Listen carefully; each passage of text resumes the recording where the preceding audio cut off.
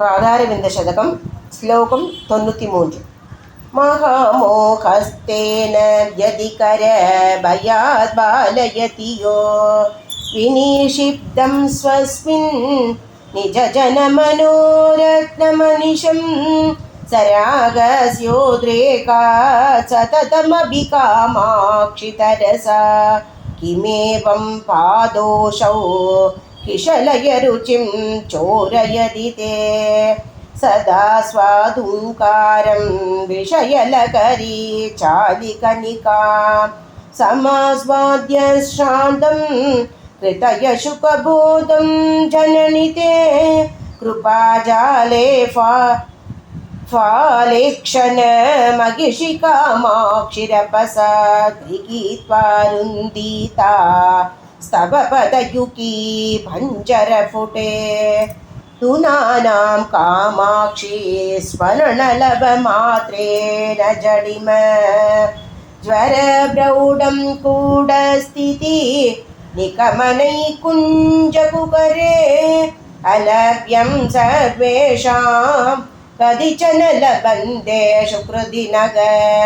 शिरादन्विष्यन्तस्तव चरणसिद्धौ शतमितम् रणन्मञ्जीराभ्यां ललितगमनाभ्यां सुकृतिनां मनोवाशस्तभ्याभ्यामदिततिमिराभ्यां न करुचा निदेयाभ्यां बध्या निजचिरचिकामाक्षि सततं नमस्ते पादाभ्यां नलिनमृदुलाभ्यां गिरिशुते शुराके रागेन्दो प्रतिनिधिमुखे पर्वतशुते शिरालभ्ये भक्त्या चमतनजनानां परिषदा मनोभृङ्गो मत्कफदकमलयुग्मे जननि ते प्रकामं कामाक्षी त्रिपुरहर वामाक्षि रमता मकासंवेद्भाषये विषमचरवैरी प्रियतमे चनैर्गद्या गद्या जितमदगजेन्द्रे गिरिशुते यदन्ते सन्दस्ते जननि शत्नालाननयुगले मनोव्यालम्भतुं सततमभिकामाक्षि सुदृढम्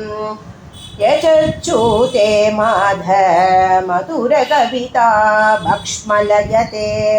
श्रियं दत्ते चित्ते कमपि परिपाकं प्रदयते सतां पाशग्रन्थिं शिथिलयदि किं न गुरुते प्रभन्ने कामाक्षी प्रणति परिपाटी चरणयोगो।